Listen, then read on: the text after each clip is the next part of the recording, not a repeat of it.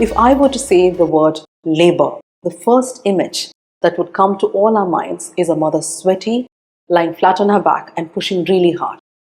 And this is probably what we would do in all our institutions, day in and day out, which is coached pushing in the lithotomy position, though it's not exactly rooted in evidence. Just for a second, let me take labor out of the sequence. And if I were to tell you to poop lying down, would you do it? The answer is no. Then why do we expect our mothers to use Herculean power to birth their babies in the most unnatural position possible? Hi, my name is Priyanka Idicula. I work as a senior midwife and I'm the founder of Birthvillage, the Natural Birthing Center at Cochin. Join me at the Better Birthing Experience hosted by Fernandez Hospital at Hyderabad this November 4th and 5th, where we will chat, discuss more about what better positions for birth are.